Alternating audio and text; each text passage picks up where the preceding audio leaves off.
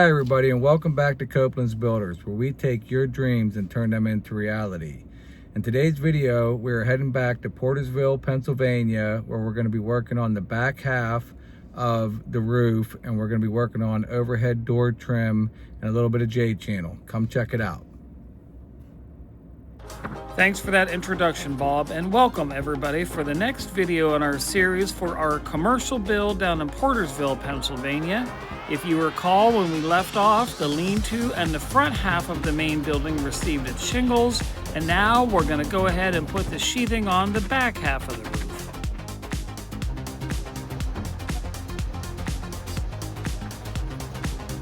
We'll be using the same installation pattern for the sheathing on the back of the roof naturally. It's going to be in that diagonal staggered pattern so that the seams are offset with each other.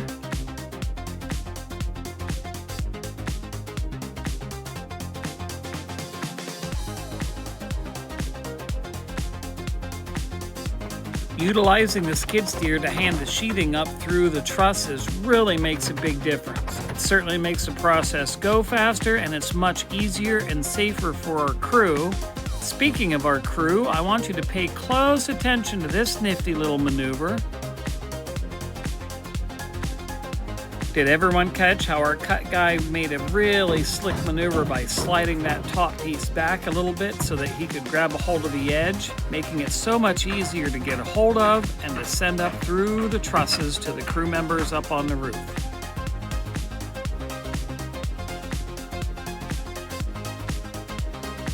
It does get tricky sometimes. Here our cut guy gets hung up on one of the trusses as he's trying to maneuver that sheet of OSB between the trusses and around the 2x4 bracing and lifting it up through the trusses again to the crew members that are up on the roof.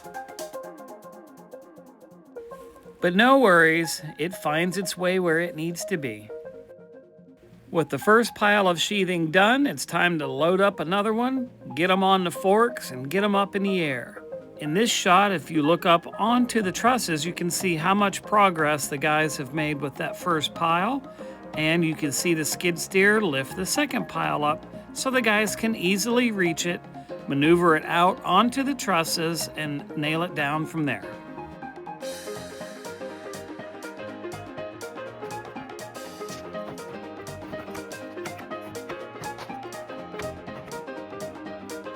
We're pretty thankful for these time-lapse shots, or else these videos would be 3 times longer than they already are.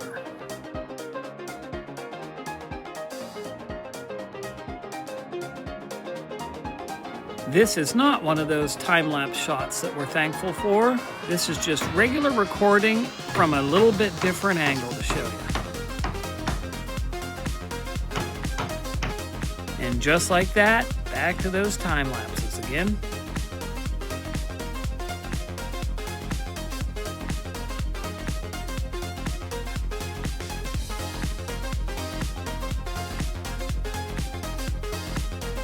Restock on aisle 3, please.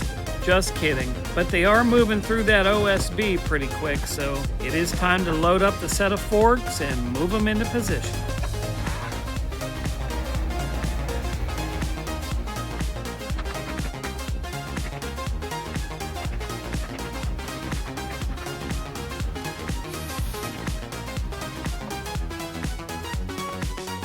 The sheathing on the back is complete.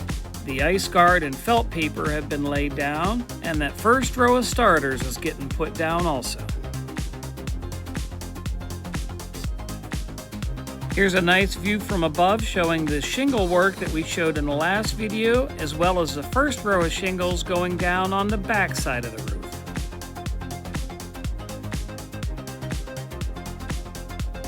Just as we're finishing up that first row of shingles on the back side, we're going to go ahead and fly backwards and just show you the whole row.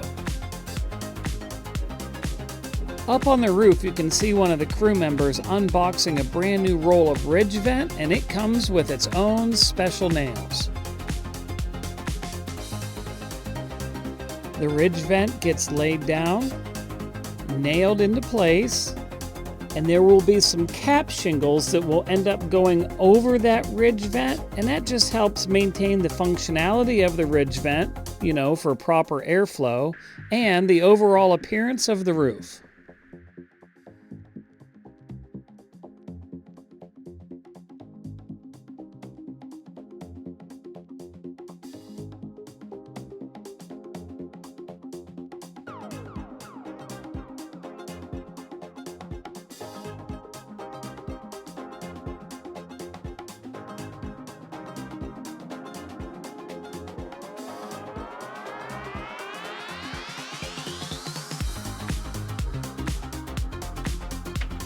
Now moving on to some work going on underneath the lean-to. Here one of the crew members is adding some hurricane hangers to both the trusses and the headers underneath the lean-to. I've discussed hurricane hangers before, but just as a reminder, they're added and nailed, like I said, to both the trusses and the headers, and they provide wind resistance. That way if a gust of wind comes underneath the lean-to or inside the building, these help to keep everything from getting lifted up.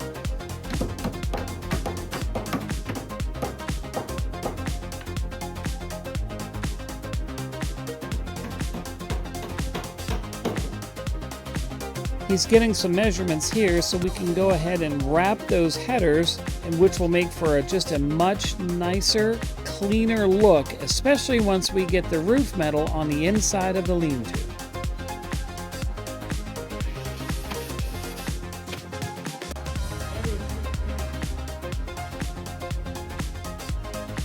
And that'd be 66 and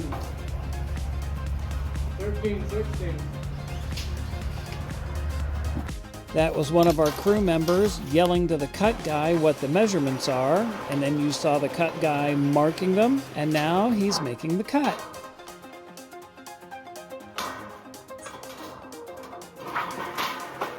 If you recall from other videos, we do have some power snips, but sometimes it's just easier and in a much better cut when using the hand shears.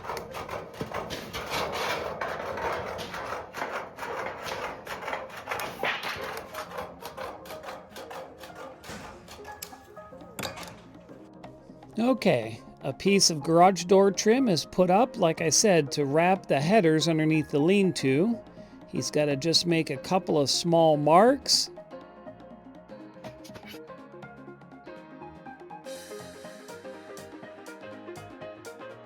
And a couple of small cuts to make some fine adjustments for the most perfect fit that we can manage.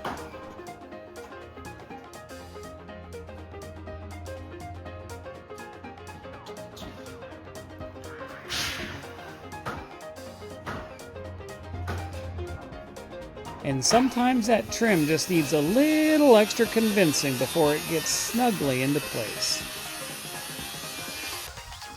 His Milwaukee impact driver and a couple of color coordinated screws that came with the trim, and next thing you know, voila, it is installed.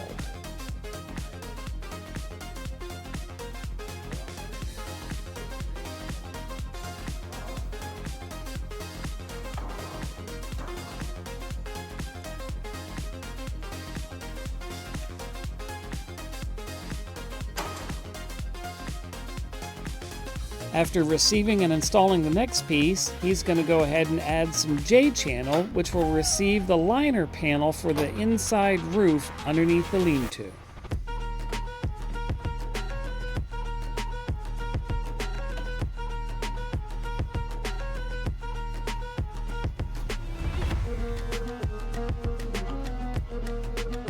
Changing gears, we're going to head into the Coblentz trailer where our cut guy is using the metal brake that's installed inside the trailer, and he's cutting and bending what's going to be a bird box. And we're going to show that installation in just a couple of minutes.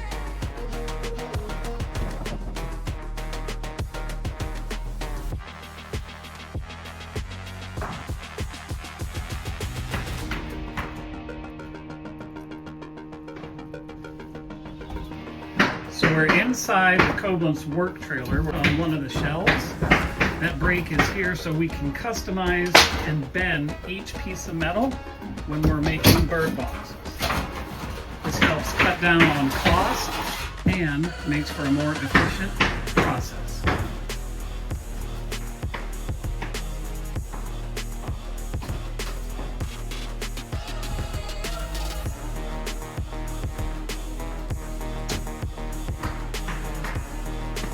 There's not a lot of narrating I can do at this point. We're just gonna sit back and watch the cut guy work his magic.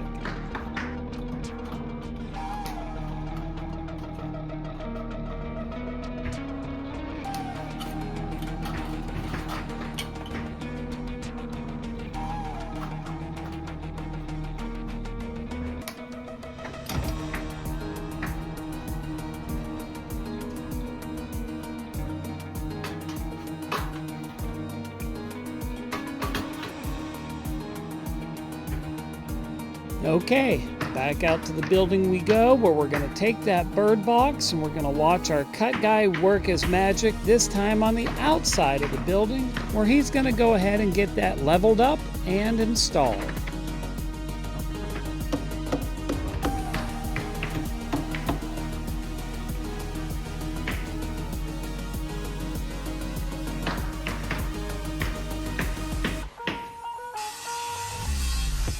Well, it's time to move on to do some garage door framing.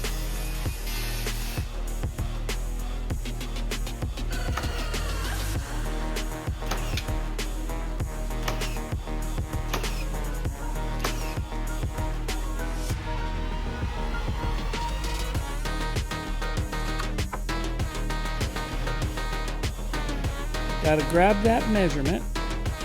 Let the cut guy know and do what the cut guy knows and does, but let's see how he does on the pass and catch routine.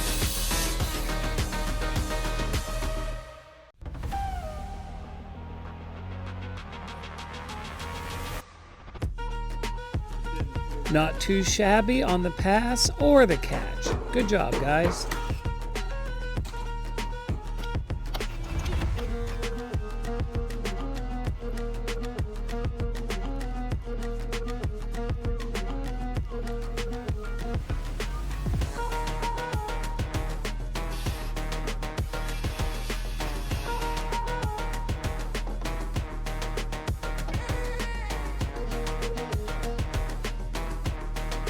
Time to level that up, make a couple of adjustments, and nail it in place.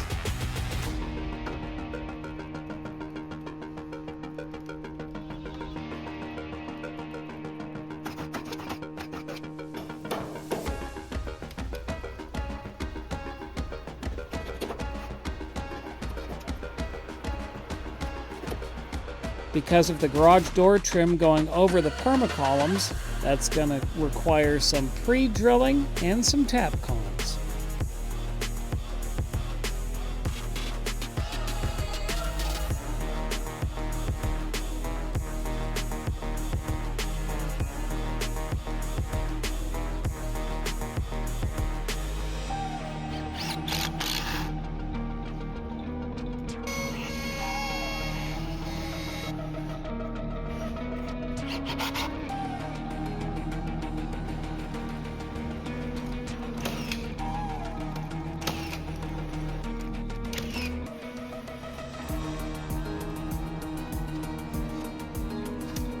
After adding a couple of spacers, it's time to get some house wrap on.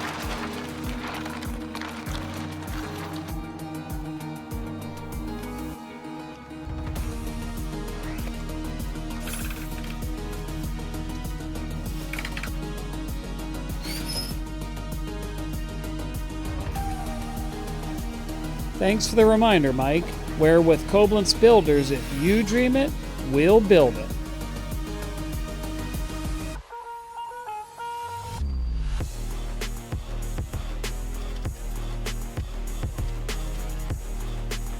Next up for us on this build, it's time for some Soffit and Fascia.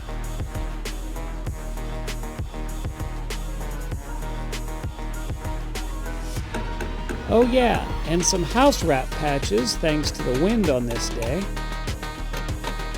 Plus, we might as well add a little F and J channel while we're up there.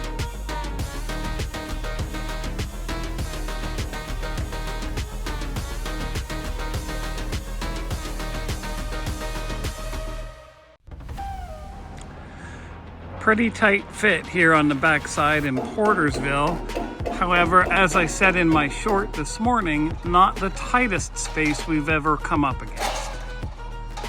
Snow just completely slows everything down and makes everything more difficult. The wind, however, likes to keep you from doing what you're trying to do and will actually prevent you from doing what you want to do.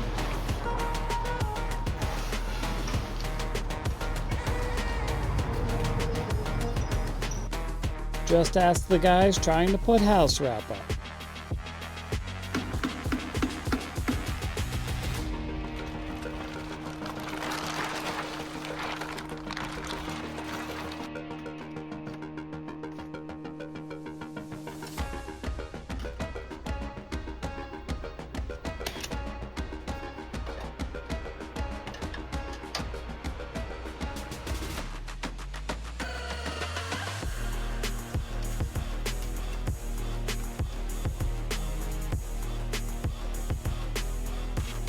Now it's time to add a little fascia trim.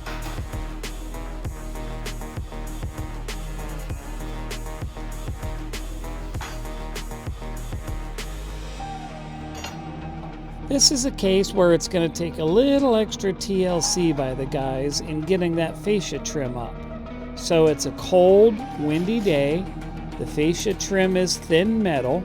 You've got to climb the ladder, get yourself secured up top, put the fascia trim up underneath the drip edge, get it into place, and go ahead and affix it to the fascia board. Again, all of that without getting it creased or bent. Once it's in place, out comes the Milwaukee impact, and attached goes the fascia trim. All except one pesky little piece right on the end. So, after a quick measurement and letting the cut guy know exactly what size that piece needs to be, the magic shears do their thing.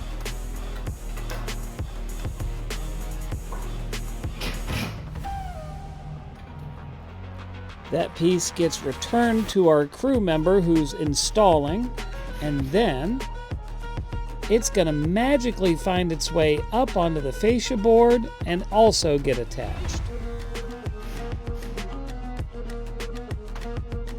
Thanks for watching, everybody. That's it for this week's video. Make sure you head over to our channel, like and subscribe, and we will catch you on the next one.